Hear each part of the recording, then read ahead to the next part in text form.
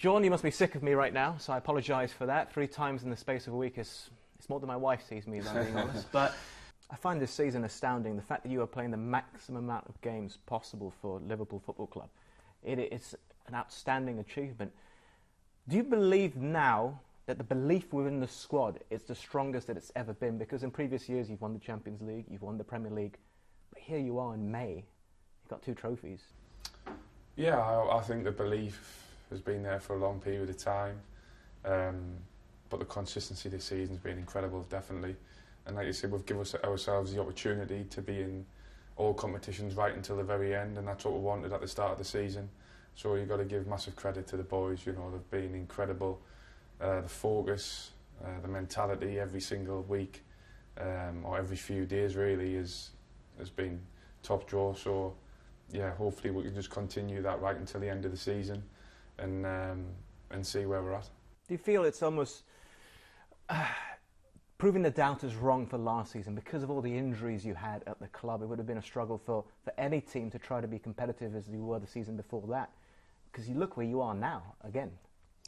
Yeah, we knew we had a lot of issues last season with injuries and obviously the pandemic as well, with fans not in the stadiums and things like that. So yeah, we didn't want to make excuses up, but we knew internally that it was really hard for us to compete, and I think in the end actually we felt as though we achieved something by reaching Champions League, and that was really big, because at one point it was looking like we could possibly miss out, but again the lads showed great mentality and character to keep pushing right until the end, got Champions League. Over the last few days, might even be today or something, is the anniversary of Alissons' goal.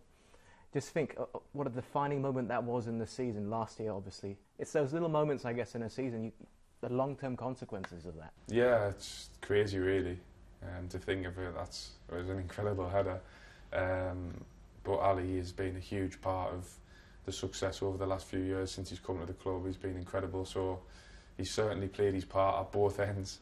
And yeah, if it wasn't for him, we'd maybe not be in the final right now. Is he boasting about it? Definitely not. No, nothing. No. Not making any jokes about scoring headers? Not really.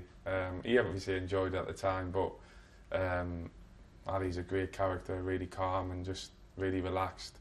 Great personality to have around, but a humble guy as well. So yeah, we all love him in the dressing room.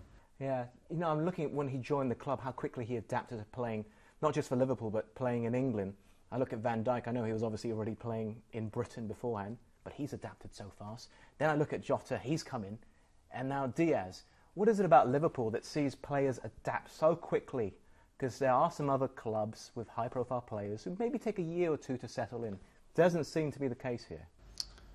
Yeah, I think that comes down to the culture in the dressing room and what we've created from the manager right the way through, and all the lads really. You know, we've got some really big personalities, strong leaders within the group, but different, and all get on, and all want the best, demand from each other when needed, and created a really, really healthy environment where you can feel like you can go out and give your best and perform, but also know what's expected, and what this team demands every single day in training, and we've got the perfect balance, and hopefully that can continue for a long time. What about your role as a leader? Because I've worked with a few of your former teammates. In fact, the cup final I was there, as you know.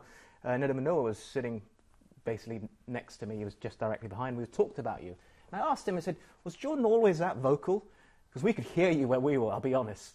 And he said, no, when he was younger, he wasn't as vocal as he is now. So you weren't captain at Sunderland back then, but does it come naturally to you? This leadership, being a vocal presence on the pitch, is it essential to how you play the game to keep focused yourself?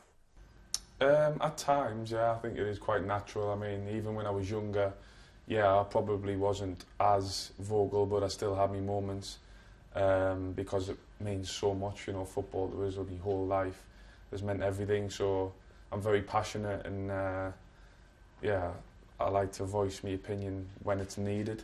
And at times, yeah, I still done that when I was looking back. I still done that when I was really young. But yeah, Neil's right.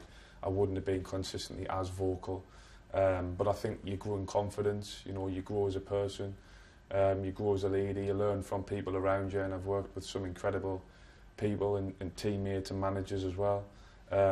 So I've been very fortunate in that sense, and I just always try to improve, not only as a player, but as a person, and try and help the group as much as I can. Yeah, they seem so respectful of you. I saw the thing where Trent and Andy Robertson were driving, and you in the back. They just seem almost petrified of you because you're the skipper. Nah, they're definitely not. They're definitely not scared. Them, especially them two. Those two. They'll probably give us the more stick out of everyone.